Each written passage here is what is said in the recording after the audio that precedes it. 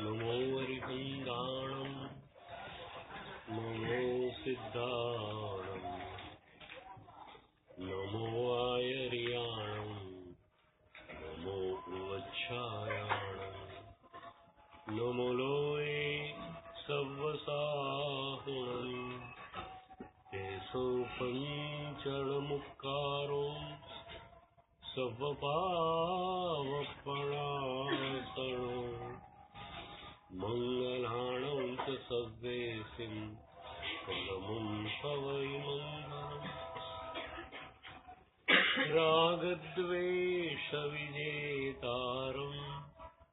ज्ञातारं विश्ववस्तुनः शक्रपूज्यं गिरामीशं तीर्थेशं स्मृतिमानये पन्नगे च सुरेन्द्रे च कौशिके पादसंस्पृशे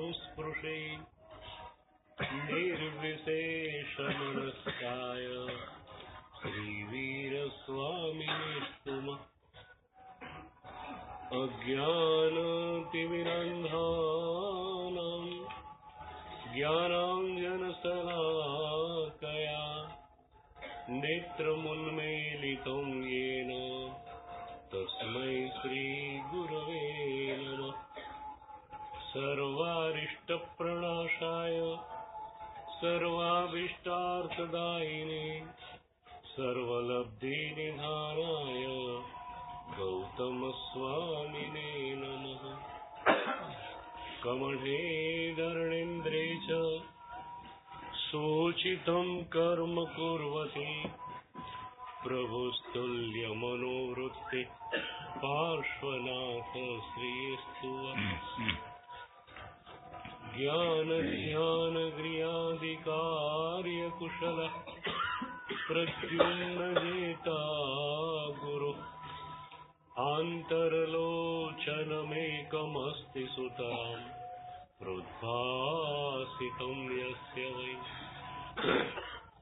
ओंकारेण सुसेवितोऽपि सततम् ओंकार सेवा पर सोऽयं सौम्यमनः सदा विजयते श्रीसिद्धिसूरीश्वर सोऽयं सौम्यमनः सदा विजयते श्रीभद्रसूरीश्वर सोऽयं सौम्यमनः सदा विजयते ओंकारसूरीश्वर सोऽयं सौम्यमनः सदा विजयते अरविन्दसूरीश्वर सोऽयं सौम्यमनः सदा विजयते राजेन्द्रसूरीश्वर सोऽयं सौम्यमनः सदा विजयते विजयघोषसूरीश्वर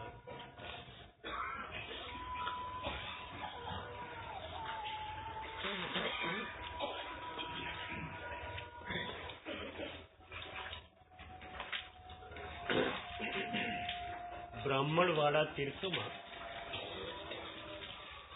પૂજ્યપાદ ગુરુદેવ પદ્યાસ પ્રવર ભદ્રંગર વિજય મહારાજ સાહેબની નિશ્રામાં ચૈત્રી ઓળીની આરાધના હતી. કલાપૂર્ણેશ્વરી દાદા અને જંબુ વિજય મહારાજ સાહેબ પણ તે વખતે ત્યાં હાજર હતા. એટલે કે આપણા યુગના 3 શ્રેષ્ઠ ભક્તિ યોગાચાર્યો એક જગ્યાએ મળેલા. એક વાત પ્રવચનની અંદર પન્યાસજી ગુરુદેવ સાધનાની ભગવત કર્તૃકતાની વાતો ચર્ચી રહ્યા છે. પ્રભુ જ આપણને સાધના આપે છે, પ્રભુ જ આપણને સાધના ઘૂંટાવે છે, પ્રભુ જ આપણી સાધનામાં આવતા અવરોધોને હટાવે છે. આ વાત ભારપૂર્વક ગુરુદેવ ચર્ચી રહ્યા હતા.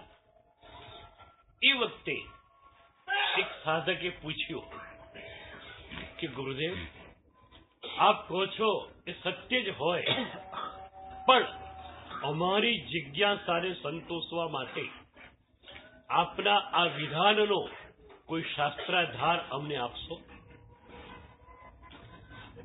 અને એ વખતે ગુરુદેવે આનંદ ઘનજી ભગવંતે બનાવે નેમિનાથ પ્રભુના સ્તવનની એક કડીને શાસ્ત્રાધાર તરીકે મૂકેલી. કડી બહુ પ્યારી છે. ત્રિવિધ યોગ ધરી આદર્યો નેમિનાથ ભરતાર ધારણ પોષણ તારણો રે નવસર મુક્તાહાર. રાજીમતીએ શું કર્યું? ત્રિવિધ યોગ ધરી આદર્યો નેમિનાથ ભરતાર. નેમિનાથ ભગવાનને પોતાના સ્વામી તરીકે, પોતાના નાથ તરીકે મૌન વચન કાયાથી સ્વીકારી લીધા. ત્રિવિધ યોગ ધરી આદર્યો નેમિનાથ ભરતાર. અને જ્યારે ભક્ત આ રીતે શરણાગતિ પ્રભુની સ્વીકારે છે ત્યારે પ્રભુ યોગક્ષેમ કેવું કરે છે એની વાત ઉત્તરાર્ધમાં કરી. ધારણ પોષણ તારણો રે. પ્રભુએ 3 રીતે રાજીમતીનું યોગક્ષેમ કર્યું છે. માત્ર રાજીમતીનું જ ના કરે પ્રભુ, બધાનું કરે. કઈ રીતે યોગક્ષેમ કર્યું? ધારણ પોષણ તારણ. ધારણ એટલે શુભમાં આપણને સ્થિર કરી રાખવા તે. પોષણ એટલે શુભના વેગમાં આપણને લઈ જવા તે. અને તારણ એટલે શુદ્ધની દુનિયામાં આપણને પ્રસ્થાપિત કરી દેવા તે. તો શુભની દુનિયામાં આપણને સ્થિર કરનાર પ્રભુ, શુભને ઘૂંટાવનાર પણ પ્રભુ, અને શુભને ઘૂંટાવીને શુદ્ધમાં આપણને લઈ જનાર પણ પ્રભુ.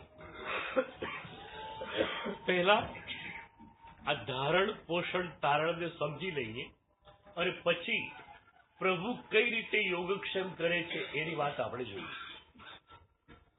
આપણી સાધના પદ્ધતિના આ 3 મહત્વના અંગો છે. આપણી આખી જ સાધના પદ્ધતિ શુભથી શરૂ થાય છે અને શુદ્ધમાં પર્યવસિત થાય છે. એ દર્શનની આપણી સાધના હોય, પૂજાની સાધના હોય કે સ્વાધ્યાયની સાધના હોય, કોઈ પણ સાધના હોય, શુભથી શરૂ થઈને એ શુદ્ધની અંદર પર્યવસિત થાય છે. વચ્ચે શુભનો વેગ આવે છે. શુભ એકદમ ઘૂંટાય છે, એમાં એકદમ વેગ આવે છે, ત્યારે તમે સીધા જ શુદ્ધમાં છલાંગો છો. સ્વાધ્યાય દ્વારા પણ, સ્વાધ્યાયના શુભ દ્વારા પણ તમે અનુભૂતિના શુદ્ધમાં છલાંગી શકો. એક ઉદાહરણ તમને આપું, કઈ રીતે આપણી સાધના આગળ વધે છે. ઉપાધ્યાય યશોવીજી મહારાજ સાહેબને પૂછવામાં આવેલું કે 45 આગમ ગ્રંથોની અંદર પ્રભુની જે આજ્ઞા ફેલાઈને પડેલી છે, વિસ્તરાઈને પડેલી છે, એને સંક્ષેપમાં તમે અમને કહો. ઉપાધ્યાયજી ભગવંતે શ્રીફાળ રાસમાં આનો ઉત્તર આપ્યો છે. આગમ નો આગમ તળો, ભાવ તે જાણો સાચો રે, આત્મ ભાવે સ્થિર હોજો, પર ભાવે મત રાચો રે. પૂછનાને તો માત્ર એટલું જ પૂછેલું કે 45 આગમ ગ્રંથોમાં ફેલાયેલી પ્રભુની આજ્ઞાનો સાર અમને આપો. ઉપાધ્યાયજી ભગવંતે વધારે કરુણા કરી. એમણે આગમમાં ફેલાયેલી પ્રભુની આજ્ઞાનો સાર તો આપ્યો, સાથે સાથે પૂરી આપણી સાધના પદ્ધતિનું નિચોડ પણ આપ્યો. આગમ નો આગમ તળો. નો આગમ એટલે પૂરી આપણી સાધના પદ્ધતિ. આગમ નો આગમ તળો, ભાવ તે જાણો સાચો રે. શું છે હાર્દ? માત્ર અડધી કડી ગુજરાતી ભાષાની અને એમાં 45 આગમ ગ્રંથોમાં રહેલી પ્રભુની આજ્ઞાનો સાર આવી જાય, આપણી પૂરી સાધના પદ્ધતિનો નિચોડ આવી જાય, કેવી કરુણા એ મહાપુરુષની છે. આત્મ ભાવે સ્થિર હોજો, પર ભાવે મત રાચો. આત્મભાવમાં સ્થિર થવાનું, પરભાવમાં જવાનું નહીં. આ પ્રભુની આજ્ઞાનો સાર.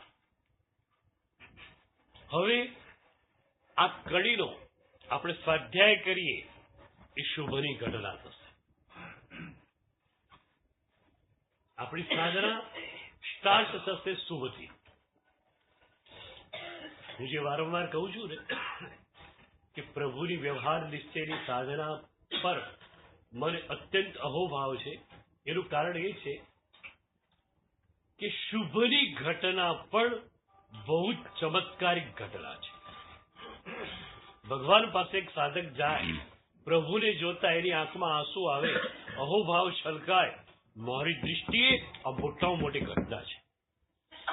અહોભાવ એક સામાન્ય ઘટના નથી. અહોભાવની એક ક્ષણોમાં એ રાગ, દ્વેષ અને અહંકારથી બિલકુલ વિમુક્ત બની જાય છે. તો આપણી નાની સુરી ઘટના છે.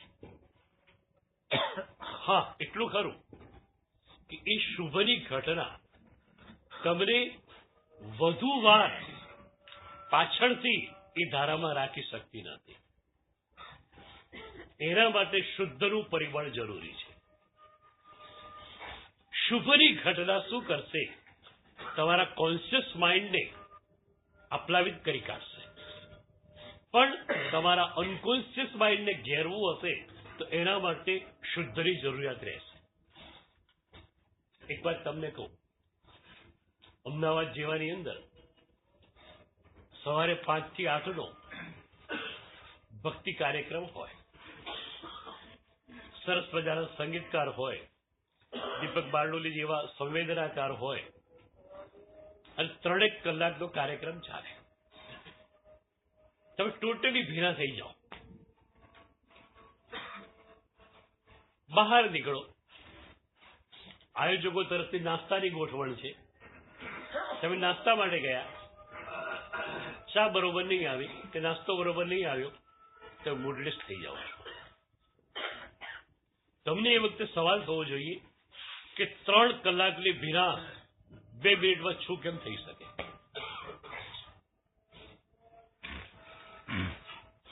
ચા નથી બરોબર અહીંયા, તો ઘરે જઈને ચા સારી પીવાની જ છે, શું વાંધો છે? પણ એમાં ચા બરોબર નથી, એમાં આ 3 કલાકની ભાવધારાને છોડી દેવાની જરૂર ક્યાં હતી? શું થયું? ભીનાશ તમારી પાસે જરૂર હતી, પણ એ ભીનાશ શુભની હતી, એટલે કોન્શિયસ માઇન્ડની હતી. કોન્શિયસ માઇન્ડ તમારું જે છે એ એકદમ ભીનું ભીનું બની ગયું, અનકોન્શિયસ કોરું હતું.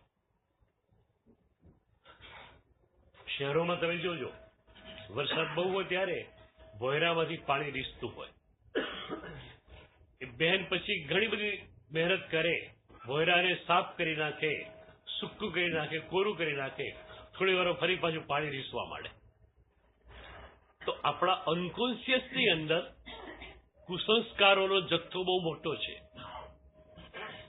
એટલે કોન્શિયસને તમે સાફ કર્યું, અનકોન્શિયસ એમને એમ રહી ગયું. અને એટલે અનકોન્શિયસ માંથી કચરો કોન્શિયસમાં આવી ગયો. તસ્ય ઉત્તરીમાં વિસલ્લીકરણેણમ પદ આપણે બોલીએ છીએ. યોગ શાસ્ત્રમાં 12મા પ્રકાશમાં હેમચંદ્ર સૂરી મહારાજ લખે છે કે અમનસ્કતા વિના વિસલ્લીકરણનો કોઈ ઉપાય નથી. તમે બધા જ 12મો પ્રકાશ ખાસ વાંચી લેજો. 12મા પ્રકાશમાં સ્વાનુભૂતિ દ્વારા એમને મળેલ યોગની અનુભૂત્યાત્મક વાતોનું એમણે ધ્યાન કર્યું છે. તો ત્યાં એમણે લખ્યું કે અમનસ્કતા વિના વિસલ્લીકરણ માટેનો કોઈ ઉપાય નથી. વિશુદ્ધિકરણ થઈ શકશે, વિસલ્લીકરણ નહીં થાય. વિશુદ્ધિકરણ કોન્શિયસ માઇન્ડના લેવલની વાત છે, વિસલ્લીકરણ અનકોન્શિયસ માઇન્ડના લેવલની વાત છે.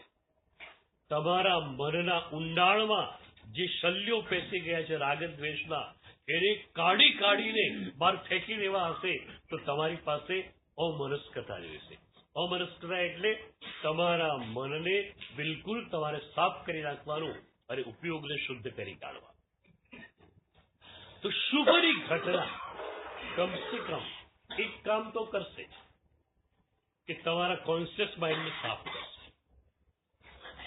આમ એવું કહેવાય છે કે કોન્શિયસ માઇન્ડ જે છે ને એ હિમશિલાનું ઉપરનું ટોપચું છે. દરિયામાં ક્યારેક આખી આખી હિમશિલા તણાવતી આવતી હોય છે, ઉપરનું ટોપચું નાનકડું દેખાય. તો આપણું કોન્શિયસ માઇન્ડ જે છે એ હિમશિલાના ટોપચા જેવું છે. આખી જ હિમશિલા અનકોન્શિયસ માઇન્ડ જેવી છે જે અંદર ધરબાયેલી પડેલી છે. આ જન્મની અંદર જે આપણે પુરુષાર્થ કરવો છે એ અનકોન્શિયસ માઇન્ડને ટોટલી સાફ કરવાનો. અને એના માટે આપણને શુદ્ધની ભૂમિકા પ્રભુએ આપી છે. તો પહેલી ભૂમિકા શુભની. અહોભાવની ધારામાં આવી ગયા. તમે આ સ્વાધ્યાયને ભીની ભીની આંખે કર્યો. આત્મ ભાવે સ્થિર હોજો, પર ભાવે મત રાચો રે. વાહ, શું ઉપાધ્યાયજી ભગવંતની કરુણા! એમણે 45 આગમનો સાર અમારા માટે અમારી ભાષામાં ખાલી અડધી કડીમાં આપી દીધો. વાહ, ખરેખર બહુ જ અમે એમના ઋણી છીએ. આ અહોભાવની ક્ષણો જે છે એ શુભની ક્ષણો, જેમાં તમે સામાન્ય અર્થ એનો કર્યો કડીનો. હવે બીજું ચરણ આવશે પોષણ. ધારણ પછી પોષણ. પોષણ એટલે શુભનો વેગ. હવે આ શુભ જે છે ને એવી રીતે ઘૂંટાવવું જોઈએ, એવી રીતે એમાં વેગ આવવો જોઈએ કે સીધું જ તમે શુભના વેગમાંથી શુદ્ધમાં ચલાવી શકો. હું ઘણી વાર કહું છું કે શુભને પકડી લો, શુભને ઘૂંટી લો, શુદ્ધ ઓટોમેટિકલી મળી જશે. શુભને છોડવાની કોઈ જરૂરિયાત ક્યારે પણ હોઈ શકે નહીં. શુભને ઘૂંટવાનું છે અને શુભને ઘૂંટીને શુદ્ધમાં જવાનું છે. તો બીજું ચરણ પોષણ. શુભને ઘૂંટો. આત્મ ભાવે સ્થિર હોજો, પર ભાવે મત રાચો રે. અનુપ્રેક્ષામાં તમે જાઓ. સ્વાધ્યાય કર્યો એ શુભની ઘટના થઈ. અનુપ્રેક્ષાના ઉન્નાળમાં તમે જાઓ એ શુભના વેગની ઘટના, અને અનુભૂતિ તમને થાય એ શુદ્ધની ઘટના. તો હવે તમે અનુપ્રેક્ષા કરો છો કે મારે આત્મભાવમાં સ્થિર થવું છે અને પરભાવમાં જવું નથી, તો મારે શું કરવું જોઈએ? બહુ સરસ શબ્દ વપરાયો, પર ભાવે મત રાચો. તું પરમાં ન જા એમ ઉપાધ્યાયજી ભગવાન કહેતા નથી હો. તું પરનો ઉપયોગ ન કરે એવું કહેતા નથી, પર ભાવમાં ન જાય એમ કહે છે. એટલે હવે આપણે અનુપ્રેક્ષામાં જોઈશું કે પર પદાર્થોનો ઉપયોગ કરવો પડે અને છતાં પરભાવમાં ન જવાય એના માટે કઈ સિસ્ટમ હોય શકે? શરીર માટે અનિવાર્ય પર પદાર્થોનો ઉપયોગ કરવાનો છે. ઊંચી કક્ષાનું સાધક હશે તો પણ એ ભિક્ષાએ જશે અને ગોચરી વાપરશે, પણ એની પાસે શુદ્ધની ભૂમિકા છે એટલે શું થશે કે પરભાવમાં જવાનું નહીં થાય, સ્વભાવમાં જ એ જતો હશે. તો આપણે અનુપ્રેક્ષા કરશું. અત્યારે અનુભૂતિ અત્યારે નથી. શુભના વેગમાં અનુપ્રેક્ષા છે, અનુભૂતિ નથી. તો અનુપ્રેક્ષા એ કરીએ છીએ કે પરભાવમાં ન જવાય અને પર પદાર્થોનો અનિવાર્ય રીતે જરૂરી હોય એટલો ઉપયોગ થઈ પણ જાય એવી કઈ સિસ્ટમ મારી પાસે હોઈ શકે?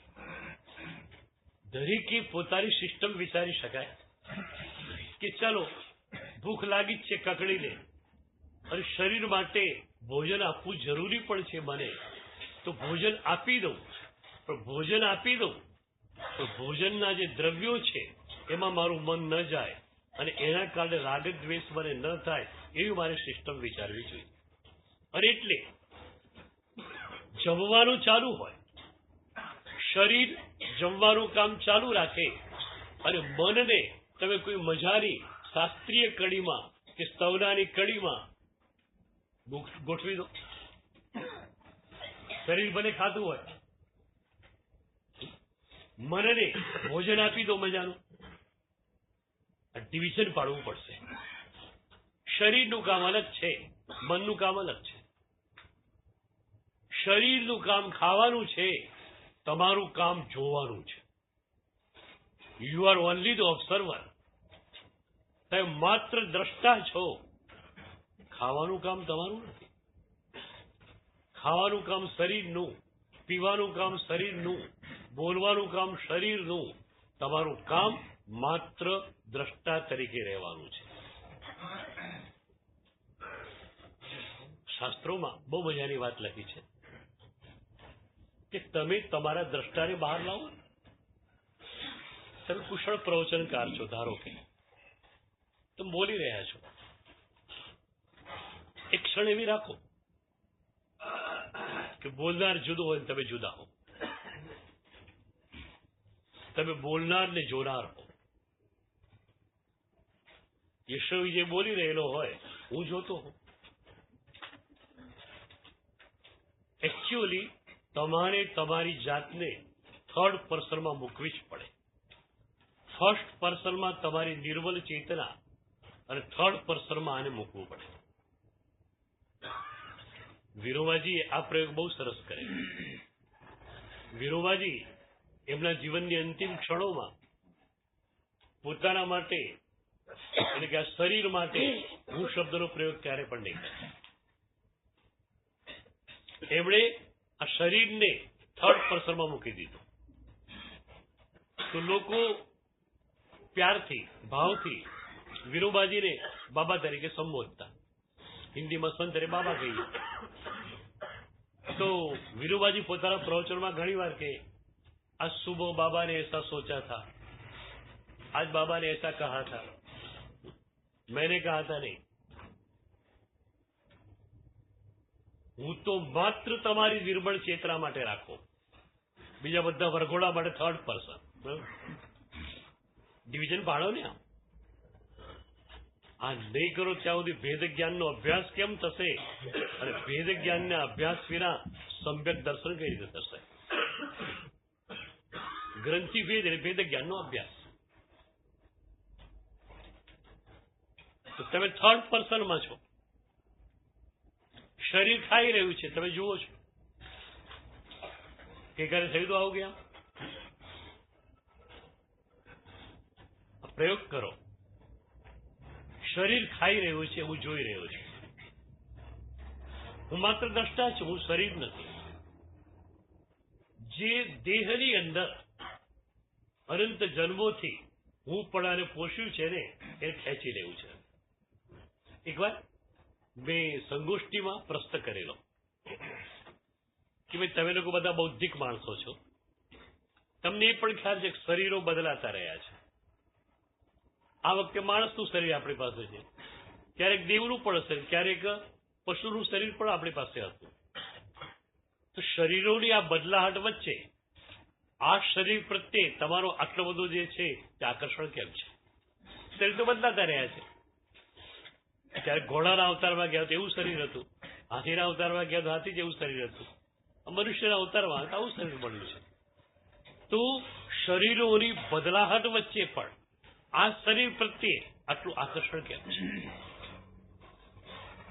એકદમ બુદ્ધિમાન શ્રોતાઓ હતા, એમને લાગે વાત તો બરોબર છે, શરીરો બદલાઈ રહ્યા છે, તો આ શરીર પ્રત્યે આટલું આકર્ષણ કેમ છે? તો એ લોકો મને જ પૂછ્યું, સાહેબ તમે જ કારણ કહો.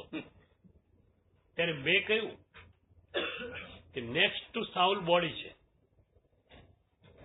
આત્મા પછીનું તરત જે છે શરીર છે. નેક્સ્ટ ટુ સાઉલ બોડી છે, આત્મા પકડાતો નથી એટલે શરીરમાં તમે હું પણ ગોઠવી દીધું. તમારે હું ને ક્યાંક ગોઠવવું હતું. હવે છે ને મારે તમને સરસ ખીટી આપવી છે. આ ગંદી ગોબરી ખીટી ઉપર તમે તમારા હું ને ટેકવું? આ વિસર્જિત થઈ જનારું શરીર, આ વિસર્જિત થઈ જનારું નામ, અને એના ઉપર તમારી હું જે છે એને તમારે ટીંગાડવાનું? સરસ ખીટી આપી દઉં, એના ઉપર તમારા હુના કોટને ટીંગાડી દો, વાંધો નથી. આનંદ ઘર તમે છો, એ આનંદ ઘનતા ઉપર તમારા હુંને ટીંગાડી દો. હું આનંદ ઘન છું, હું અવિનાશી છું. देह विनाशी, हूँ अविनाशी, अपनी गति पकड़ेंगे, अब हम अमर भय न मरेंगे. देह विनाशी, हम अविनाशी. છેલ્લી ક્ષણોમાં તમે સુતેલા હો. ડોક્ટરે કહ્યું છે હવે થોડાક દિવસોનો નહીં, થોડાક કલાકોનો મામલો છે. અને એ વખતે તમે મજામાં હો. જનાર તો આ દેહ છે, હું તો શાશ્વતીના લયમાં આવેલ વ્યક્તિત્વ છું. મારે ક્યાં મૃત્યુ છે? અબ હમ અમર ભય ન મરેંગે. આ કેટલું મોટું પ્રભુનું વરદાન છે. તમે ક્યારે પણ મરો જ નહીં. અને પ્રભુનું આ વરદાન જેને ન મળે ને એ ક્ષણે ક્ષણે મરતો હોય છે. આમ થઈ ગયું, તેમ થઈ ગયું, આમ થશે, તેમ થશે, ક્ષણે ક્ષણે ચિંતાની અંદર એ મરતો હોય છે. અને પ્રભુનું વરદાન જેને મળ્યું એને ક્યારે પણ મરવાનું આવતું નથી. તમે અમરણ ધર્મા બની ગયા. તો હુંને માટે ખીટી મજાની આપી છે મેં. ગમી ગઈ તમને? આમ મેં પસંદ પડી ગઈ. તો હવે છે ને હું માટે આ ખીટીનો ઉપયોગ કરજો. હું એટલે નિર્મળ ચેતના, હું એટલે આનંદ ઘન આત્મા. શરીર એટલે હું નહીં. શરીર તમારો પાડોશી છે. સુખપાલ મુનિએ કહે ને, પાડોશીની આગમાં આપણો અળગો નહીં. પાડોશીની આગ લાગી છે, પોતાના મસ્તકની ખોપરીમાં અંગારા ભરાયેલા છે, અને એ વખતે સુખપાલ મુનિ શું વિચારે છે? પાડોશીની આગમાં, પાડોશીની આગ લાગી છે, મારા ઘરમાં કઈ નથી. આપણો અળગો કે મારું ઘર તો અલગ છે. તો હવે તમે આ અનુપ્રેક્ષા કરો છો. આ શુભનો વેગ આવ્યો કે આત્મ ભાવે સ્થિર હોજો, પર ભાવે મત રાચો રે. મારે પરભાવમાં નથી જ જવું અને આત્મભાવમાં જવું છે. ત્યારે આપણે શું કરવું જોઈએ? મારે મારી જાતને દ્રષ્ટા તરીકે પ્રસ્થાપિત કરવી જોઈએ. વૈભાવિક ક્રિયાઓ ચાલ્યા કરશે. શરીર છે તો થાક લાગશે, ઊંઘી જશે. પણ મેં પહેલા દિવસે કહેલું કે શરીર ભલે ઊંઘી જાય, કોન્શિયસ માઇન્ડ ભલે સુઈ જાય, તમારે સુવાની ક્યાં જરૂરત છે? તમે તો જાગૃત છે. શરીરને ઊંઘવા દો, તમે જાગતા રહો. આ કરી શકાય છે. તમે જો અભ્યાસ પાડો ને આનો, તો શરીર તમારું સૂતું હોય, તમને પોતાને ખ્યાલ હોય કે તમારો હાથ માથાની નીચે છે કે તમારો હાથ સીધો છે. આ તમને ખ્યાલ આવે છે. આ કોન્શિયસ સ્લીપ કે નિદ્રાની અંદર પણ તમે હોશને ભરી નાખ્યો. અને એટલે મેં પેલી પ્રક્રિયા બતાવેલી કે જાગરણમાં પેલા હોશને મેળવો, ઉજાગરને, પછી સ્વપ્નાવસ્થામાં ભેળવો, છેલ્લે નિદ્રામાં ભેળવી નાખો, કોઈ વાંધો નહીં આવે. તમારે જાગૃત જ રહેવું છે, દ્રષ્ટા તરીકે જ રહેવું છે. તો વૈભાવિક ક્રિયાઓ શરીર કરશે, ખાવાની, પીવાની, શ્વાસ લેવાની, બધી જ ક્રિયાઓ શરીર કરે છે. તમે માત્ર એના દ્રષ્ટા છો. આપણે જે ગઈકાલે સાધના કરાવેલી બપોરના સેશનમાં પછી ગોઠાવું છું એને, તો એમાં પહેલી ભૂમિકા જે છે બહુ મજાની છે. શ્વાસ લેવાય છે, તમે શ્વાસ લો છો એ ભૂમિકા ઉપરથી નીકળી જવાનું છે. શ્વાસ લેવાઈ રહ્યો છે, શ્વાસ છોડાઈ રહ્યો છે, તમે એના દ્રષ્ટા. શરીર શ્વાસ લે છે, શરીર શ્વાસ મૂકે છે. ઓક્સિજનની જરૂર કોને છે? શરીર તમારે. શિલા પર ઓક્સિજન જોઈશે, આપણે સીધી શિલા ઉપર જઈશું, ઓક્સિજન જોઈશે. દેહને ઓક્સિજન જોઈએ છે. તો દેહ શ્વાસ લઈ લે, દેહ શ્વાસ મૂકી દે, તમે એના દ્રષ્ટા હો. શ્વાસ છે ને એક પતળી રેખા છે, ચેતન અને અચેતન વચ્ચેની એકદમ સૂક્ષ્મ રેખા એ શ્વાસ. શ્વાસ બંધ થઈ ગયો એટલે જળ પેલી બાજુ, ચેતન આ બાજુ જતો રહેશે. અને શ્વાસ છે ત્યાં સુધી જળ અને ચેતન ભેગા છે. તો એ શ્વાસ જે વચલી રેખા છે એટલે તમારે જોવી છે કે શ્વાસ શરીર લઈ રહ્યું છે, શરીર શ્વાસ છોડી રહ્યું છે, હું એનો પણ દ્રષ્ટા છું. મારી દ્રષ્ટિએ આમાં અઘરું શું છે? હું તમને શ્વાસ લેવાની ના પાડતો નથી, ખાવાની ના નથી પાડતો. 3 ટાઈમની 5 ટાઈમ ખાવ, મને વાંધો નથી, પણ ખાતી વખતે દ્રષ્ટા તરીકે તમારે રહેવાનું. બોલો આમાં અઘરું ખરું? અઘરું હોય તો મને કહો. તો અઘરું નથી ને કેમ નથી કરતા? માત્ર આ નાનકડી પ્રક્રિયા દ્વારા જો તમે આત્માનુભૂતિ સુધી પહોંચી શકતા હો તો આ પ્રક્રિયાને આપણે કેમ આત્મસાત ન કરીએ? તો તમે માત્ર દ્રષ્ટા છો, શરીર બધું કરે છે. You have not to do anything absolutely. જે કરવાનું છે એ શરીરે કરવાનું છે, તમારે માત્ર એ પ્રક્રિયાઓને જોવાની છે. પણ જોવાની પણ કઈ રીતે? રાગ દ્વેષ વગર. એ જોતી વખતે પણ તમે માત્ર દ્રષ્ટા હશો અને રાગ દ્વેષ તમારો સ્વભાવ નથી, અહંકાર કરો તમારો સ્વભાવ નથી, એ તો મનની નિપજ છે. તમને એક બહુ મજાની વાત કહું કે સોસાયટીએ તમને અહંકાર આપ્યો અને પ્રભુને તમારો અહંકાર છીનવવો છે. હવે કોણ જીતે છે મારે જોવું છે. સોસાયટીએ તમને અહંકાર આપ્યો. નાના બાળકને આપણે શું કહીએ? એ સ્કૂલમાં ભણતો હોય તો તારે ફર્સ્ટ રેન્કમાં આવવાનું છે, ફર્સ્ટ નંબર પર આવવાનું છે. છોકરો બી સમજે ફર્સ્ટ નંબર તો એક જ છે, બીજા બધાને ટોપલ કરો, ગબડાવો તો ફર્સ્ટ નંબર પર આવી. એટલે નાનપણથી તમે એ છોકરાના અહંકારને મજબૂત બનાવ્યો. તું કંઈક વિશિષ્ટ છે, તારે એકદમ આગળ આવવાનું છે. જે કૃષ્ણમૂર્તિ આજના યુગના પ્રબુદ્ધ ચિંતક હતા, એમણે એક જગ્યાએ કહ્યું કે સોસાયટી શું કામ કરે છે? આ સોસાયટીએ તો બીજાના ઈગોને રદ કરવાનું કામ કરવાનું છે કે બીજાના ઈગોને વધારવાનું કામ કરવાનું છે? તમારી આખી સોસાયટી શું કરે છે? પેલાનો બંગલો મોટો છે માટે સુખી છે, માટે મોટો છે. તમે બીજાના અહંકારને વધારવા સિવાય બીજું કોઈ કામ ક્યારે કર્યું નથી. તો સોસાયટી તમારા અહંકારને વિસ્તારે છે. અમારે લોકોએ તમારા એ અહંકારને છીનવવો છે. બોલો આપશો? હવે તમારો કચરો જોઈએ છે, કહું છું. સોનું તમારું, કચરો અમારો. બોલો, છો તૈયાર? આપને કચરો થોડી અપાય. હે? પણ મારે જોઈએ છે ને તમે આપો છો. બોલો, કચરો આપવો છે તમારે, હું આપી દઉં. આમ પણ હું ને તમે પ્રભુ કે સદગુરુના ચરણમાં મૂકશો નહીં ત્યાં સુધી સાધના શરૂ થવાની નથી.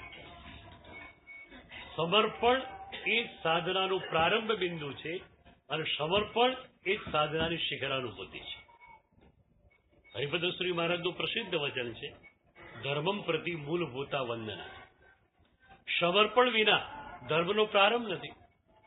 તમને સાધના સદગુરુદેવ આપશે અને તમે સદગુરુના ચરણોમાં ઝૂકેલા નથી, તમને સાધના મળશે કઈ રીતે?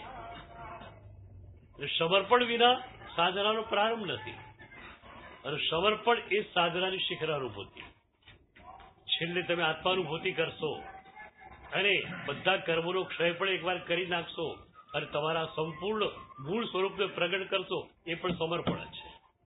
પ્રભુના વચનો પ્રત્યેનું સમર્પણ. પ્રભુએ કહ્યું કે તું તારા મૂળ સ્વરૂપને પ્રગટ કર. આ પ્રભુની આજ્ઞાનું પાલન કર્યું એટલે તમે મોક્ષમાં ગયા, એ પણ સંપૂર્ણ સમર્પિતતાની વાત છે. તો સમર્પણથી સાધના શરૂ થાય, સમર્પણથી સાધના પૂરી થાય. વચ્ચે પણ સમર્પણ છે એક એક તબક્કે. તો હું રાખીને શું કરશો એ બોલ? આપણો મેળ કેમ ન પડ્યો અત્યાર સુધી ખબર છે? ત્યારે વિચાર્યું કે અગણિત જન્મોની અંદર આ સાધના આપણને મળેલી. મેરુ જેટલા ઓઘા કર્યા આપણે, એવું શાસ્ત્રો કહે છે. શ્રાવક પડાની વાત તો એથી પણ વધારે આગળ. આટલી બધી વાર પ્રભુની સાધના પદ્ધતિ આપણને મળી અને છતાં આપણે ત્યારે ત્યાં રહ્યા એનું કારણ શું? કારણ એક જ કે સમર્પણ આપણી પાસે નહીં આવ્યું. સદગુરુઓ તો હતા જ, સદગુરુઓ દરેક યુગમાં હોય જ છે. આપણે નથી હોતા, આપણું સમર્પણ નથી હોતું અને એટલે સદગુરુ યોગ થતો નથી. અને સદગુરુ યોગ થાય નહીં ત્યાં સુધી સાધનાનો પ્રારંભ થાય નહીં. આ જન્મમાં શું છે મને હવે કહો?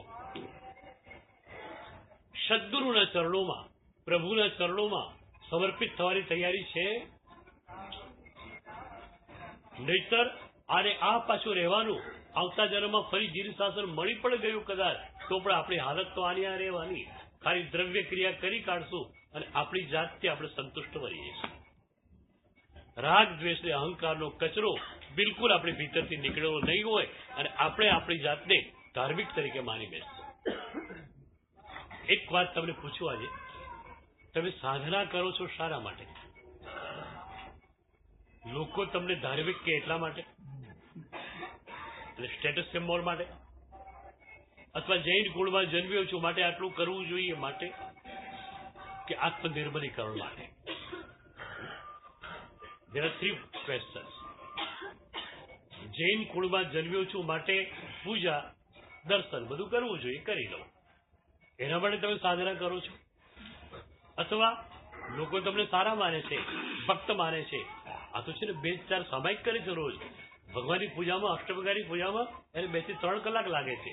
આવું તમને એક સ્ટેટસ સિમ્બોલ મળી ગયું તો એ સ્ટેટસ સિમ્બોલને સાચવવા માટે તમે આરાધના કરો છો કે ખરેખર આત્મનિર્મલીકરણ માટે તમે સાધના કરો? શેના માટે કરો? હા, જો આત્મનિર્મલીકરણ માટે તમે કરો છો, એક એક તબક્કે તમે જોયું કે મારો રાગ કેટલો ઓછો થયો, મારો દ્વેષ કેટલો ઓછો થયો, મારો અહંકાર કેટલો પાતળો પડ્યો? તમે જોયું કે ઘણી વાર તો સાધના કરનારમાં અહંકાર વધારે હોય. હું સાધના કરું છું એનો અહંકાર આપણને આ જોઈતું નથી. આ જીવન પ્રભુએ આપણને આપ્યું છે માત્ર અને માત્ર એને સમર્પિત થવા માટે. અનંતા જન્મો તમે મોહને સમર્પિત કર્યા, કઈ મળ્યું નહીં, મળી શકે પણ નહીં. મળ્યું માત્ર નરક અને નિગોદ. પ્રભુને એક જન્મ આપી દો. હું ઘણી વાર કહું છું, થોડા ચાન્સ, વિશ્વાસ ન હોય તો પણ કઈ નહીં, એક જન્મ પ્રભુને આપી દો. એક જન્મ પ્રભુને આપશો ને, પ્રભુ સાહેબ મોક્ષ આપવા માટે તૈયાર છે. સમર્પિત થઈ જાઓ. આપણી વાત એ દ્રષ્ટા બની જવું છે. આત્મ ભાવે સ્થિર હોજો, પર ભાવે મત રાચો રે. પરભાવમાં નથી જ જવું, પણ ક્યારે બનશે? તમે પરભાવના કરતા બને તો પરભાવમાં જ છો. પછી હું કેટલું સરસ બોલ્યો તો અહંકાર આવી જ ગયો છે. પ્રભુ મારા કંઠમાંથી પ્રગટ થયા. પ્રભુ તમારામાંથી પ્રગટ થાય. હું ઘણી વાર હસતા હસતા કહું કે તમે તો બહુ પ્રગટી નાખ્યું અત્યાર સુધીમાં. પ્રભુને પ્રગટવા દો તમારી ભીતર. કોઈની સરસ વાત જોઈ, આંખમાં અનુમોદનાના 2 આંસુ આવ્યા, હું કહીશ કે પ્રભુ તમારી આંખોમાંથી પ્રગટે. કોઈની સરસ વાત જોઈ, અનુમોદનાના લયમાં 2 શબ્દ તમે બોલ્યા, હું કહીશ કે પ્રભુ તમારા કંઠેથી પ્રગટે. આપણું વ્યક્તિત્વ બહુ જ નાનું છે. આપણું કૃતિત્વ એથી પણ નાનું હોવાનું, પણ આપણા નાનકડા વ્યક્તિત્વમાં પ્રભુનું અવતરણ થાય તો કૃતિત્વ કેટલું મોટું થઈ જાય. આપણે આપણા નાનકડા વ્યક્તિત્વમાં આવેલા નાનકડા કૃતિત્વથી સંતુષ્ટ કે પ્રમુગ્ધ બનેલા માણસો છે. મરાઠી કવિ વિરેન્દ્રકરની એક સરસ કવિતા છે.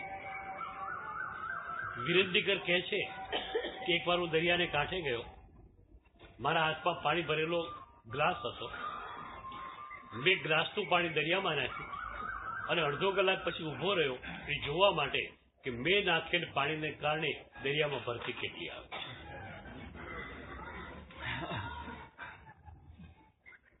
તમારું વ્યક્તિત્વ સાવ અસામાન્ય, સામાન્ય. તમારું કૃતિત્વ એથી પણ જે છે તે બિલકુલ અસામાન્ય, એટલે કે સામાન્યથી પણ નીચે. પણ પ્રભુનું અવતરણ થઈ જાય તો દ્રષ્ટા બની જવું છે. આ સુધી શુભનો વેગ આવ્યો અને ખરેખર તમે દ્રષ્ટા બની ગયા તો શુદ્ધની ભૂમિકા ઉપર પહોંચી ગયા. તો ધારણ પોષણ તારણો રે નવસર મુક્તા હાથ. જેમ કોઈ સ્ત્રી પોતાની છાતી ઉપર, હૃદય ઉપર 9 શેરવાળા મોતીના હારને સ્વીકારે, એ રીતે રાજીમતી પ્રભુને સ્વીકારે. એટલે સામે વાત ખોલી. પૂર્વાર્ધમાં કહ્યું ત્રિવિધ યોગ ધરી આદર્યો નેમિનાથ પરતા. ઉત્તરાર્ધમાં શું કહ્યું? ધારણ પોષણ તારણો રે નવસર મુક્તા. તો ભક્ત જયારે શરણાગતિ સ્વીકારે છે ત્યારે જ પ્રભુનું કામ શરૂ થાય. આ જ વાત લલિત વિસ્તરામાં ચર્ચાયેલી છે. લલિત વિસ્તરામાં લોગ નાહાણમ પદની વ્યાખ્યામાં ભગવાન હરિભદ્ર સુરી કહે છે કે પ્રભુ ભવ્ય લોકના નાથ છે. તો ત્યાં સવાલ થયો કે પ્રભુનું નાથત્વ શું એટલું સીમિત છે કે પ્રભુ ભવ્ય લોકના જ નાથ હોય, અભવ્યોના નાથ ન હોય? ભવ્યનું જ યોગક્ષેમ પ્રભુ કરે, અભવ્યનું ન કરે એવું કેમ બને? તો ત્યાં કહ્યું કે પ્રભુ તો યોગક્ષેમ બધાનું કરવા તૈયાર છે, અભવ્ય આત્મા પ્રભુના યોગક્ષેમને સ્વીકારી શકતો નથી. એટલે પ્રભુનું નાથત્વ ત્યાં પહોંચી શકતું નથી. પ્રભુનું નાથત્વ એકદમ જે છે વ્યાપક છે, પણ જિલ્લાર ભવ્ય જ છે. જેમ કે અત્યારે પ્રભુની કરુણા વરસી જ રહી છે, પ્રભુની કૃપા વરસી જ રહી છે, પણ આપણી પાસે રિસેપ્ટિવિટી હોય તો એને આપણે ઝીલી શકીએ. તો સાહેબજી, શુભના આલંબન વગર શુદ્ધમાં જઈ શકાય કે નહીં? હા, એ વાત ચર્ચું આગળ. તો આપણી વાત એ છે કે ખરેખર આપણે ક્યાં અટક્યા છીએ? આ સમર્પણમાં આપણે અટકી ગયા. શરણાગતિ ન થઈ, ભવ્યત્વ તમે ન આપો, પ્રભુ નાથત્વ નહીં કરે. એટલે જ કહ્યું ત્રિવિધ યોગ ધરી આદર્યો નેમિનાથ ભરતાર. અને જ્યાં શરણાગતિ રાજીમતી સ્વીકારી, પ્રભુ બધું જ કરવા તૈયાર છે. ધારણ પોષણ તારણ. તમારો જે પ્રશ્ન છે એ પ્રશ્નનો જવાબ એ છે કે આ જન્મની અંદર શુભને બહુ ઘૂંટ્યા વિના શુદ્ધમાં જઈ શકાય. આ જન્મમાં પણ એ વ્યક્તિ માટે એવું બનેલું હોય કે શુભને એને ગયા જન્મમાં ઘૂંટેલું હોય. ઇનિશિયલી સ્ટેજ ઉપર જે માત્ર અશુભમાં રહેલો છે, જેને શુભ નિમિત્તોને પકડ્યા પણ નથી, એ સીધો શુદ્ધમાં જાય એ રેર ઘટના કરે. મરદેવી માતા જેવી. બાકી સામાન્યતયા શુભને ઘૂંટીને જ તમે શુદ્ધમાં જઈ શકો. પણ એમાં 2 પ્રકારો પાડ્યા. શુભ આ જ જન્મમાં ઘોટાવું જોઈએ એવું નહીં. ગયા જન્મનું શુભ ઘોટાયેલું હોય તો પણ આ જન્મમાં તમે સીધા સામાન્ય નિમિત્ત મળે અને શુદ્ધમાં ચલાવી શકો. એમ પ્રત્યેક બુદ્ધોની વાતો તો વાંચેલી જ છે. શું છે? ખાલી વાદળામાં જે છે તે જોયું, સૂરજ પાછળ છે, સરસ મજાના જે છે તે રંગબેરંગી કલરો દેખાય છે, પવન આવ્યો અને વાદળા જતા રહ્યા, નાનકડી ઘટના, અને એ એકદમ પ્રત્યેક બુદ્ધ બની જાય, સિદ્ધ પદને પામી જાય. એટલે પણ આ માત્ર વાદળાને જોવાથી મોક્ષ મળે એવું માનતા નહીં. તો તમે બધા વાદળાને જોવા મંડી પડશો. વાદળાને જોઈએ, પવન આવે, મોક્ષ થઈ ગયા. એની પહેલા જન્મોની સાધના એ વ્યક્તિની. તો આ જન્મમાં તો શુભને ઘૂંટો, શુભને ઘૂંટો, શુભને ઘૂંટો. શુદ્ધ મળે કે ન મળે આ જન્મમાં કોઈ વાંધો નથી, પણ શુભને ઘૂંટો. જે આપણને શુભના નિમિત્તો મળ્યા છે એ બધા જ નિમિત્તોને બરોબર ના પકડો. આપણે શુભને પણ બરોબર પકડેલું નથી. વિતરાગ પ્રભુ આપણને મળ્યા, તારણહાર પરમાત્મા આપણને મળ્યા. ક્યાં પ્રભુનું દર્શન થયું છે આપણને? એ પ્રભુનું દર્શન થતા જે અહોભાવની શરૂઆત થાય એ પણ ક્યાં થઈ છે? કોરી કોરી આંખોએ દર્શન થાય છે, અહોભાવની ધારા પણ શરૂ નથી થઈ. શુભનું પણ પોઈન્ટ તમને મળ્યું નથી. એટલે નિમિત્તો શ્રેષ્ઠ મળ્યા, આપણે લોકો એને મળે લાયક નથી. હવે આપણે લાયક રહેવું છે. તો પ્રભુ બધું જ કરવા તૈયાર છે. તમે સમર્પિત થઈ જાઓ પ્રભુને, સમર્પિત થઈ જાઓ સદગુરુને. પ્રભુ ધારણ પણ કરશે, પોષણ પણ કરશે, તારણ પણ કરશે. કઈ રીતે પ્રભુ કરે છે એમાં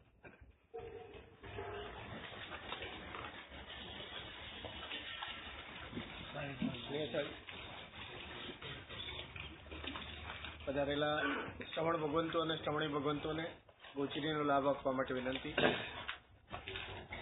ગઈકાલે પૂજ્ય ગુરુદેવે જે 4 ચરણની વાત કરી છે એ 4 ચરણની રિવિઝન રૂપે ફરીને ગૂંટવાની પ્રક્રિયા ચાલશે. માટે ધ્યાન અંગેના બીજા કોઈ પણ વિકલ્પોથી અત્યારે આપણે આપણી જાતને દૂર રાખવા માટે વિનંતી. ગુરુદેવે જે શરૂઆતના 2 દિવસ આખી ભૂમિકા ઊભી કર્યા પછી ધ્યાન પ્રત્યેની જે 4 ચરણો ગઈકાલે જે શરૂ થયા છે, શક્ય તેટલું વધુમાં વધુ તેની અંદર ઘૂંટવાનો અને ઘૂંટાવાનો પ્રયત્ન કરીએ. બીજી 2 ખાસ વિનંતી કરવાની છે. મૌનમાં આવેલી શિથિલતા અંગે દરેકે પોતે પોતાની જાતને પ્રશ્ન કરવાનો છે. જિંદગીમાં આ જે 6 દિવસ મળ્યા છે, 2 દિવસ પૂરા થઈ ગયા છે. 4 દિવસની એક ક્ષણ જો મૌન સંપૂર્ણપણે પાલન કરવામાં આવશે તો નક્કી કંઈક મેળવીને જશું. આ વસ્તુ મનમાં નક્કી કરી લેજો. અને મૌનમાં આવેલી શિથિલતા અંગે દરેક જ્યાં પોતે ચિંતિત થાય તેવી વિનંતી છે. અને આપણા આખા કાર્યક્રમની અંદર ગુરુદેવની વાંચના સિવાય સાધના બેઠક માટેના જે સમયો લખેલા છે, ફરી પાછા આપણે મુંબઈની આદત પ્રમાણે થોડાક આળસમાં આવી ગયા છીએ. સાંજની ગુરુદેવની વાંચનાનો સમય ફક્ત બદલાણો છે, બાકીનો સમય સાધના બેઠક માટે ઉપરનો આ ખંડ અહીંયા આગળ ખાલી જ છે. હજી જેમણે પણ અનુભૂતિ ન કરી હોય, આદિનાથ દાદાના દરબારના એક જિનાલયમાં આપ જશો અને ત્યાં આગળ પણ સાધના માટેનો જો પ્રયત્ન કરશો તો ખરેખર ગુરુદેવ જે વાત કરી રહ્યા છે તે અનુભૂતિ કરવા માટે ખૂબ સરળતા રહેશે. તો આ વિશે વિશેષ ખ્યાલ કરી અને કોઈ પણ પ્રકારની આળસ પ્રમાદ કર્યા વગર સાધના બેઠકની એક ક્ષણને પૂરેપૂરી માણજો તેવી ખાસ વિનંતી છે.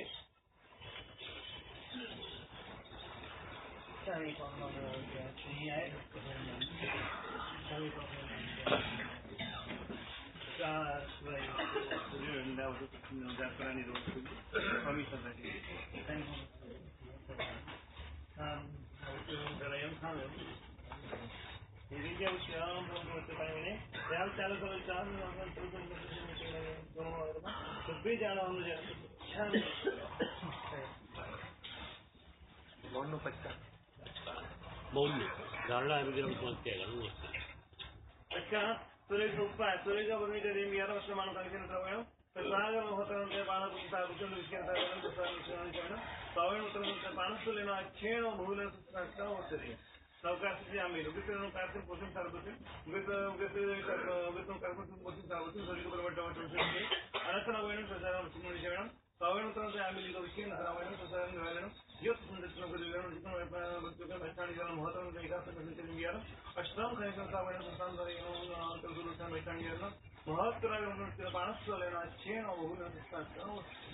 સર્વમંગલમંગલ સર્વ કલ્યાણ કારણ પ્રધાનોત્તર ધર્માણમ જૈનમ જયતિ. જે યુવાનોને જવાનું ઝડપથી બહાર આવી જશો. યુવાનોને પેલા જવા દેજો.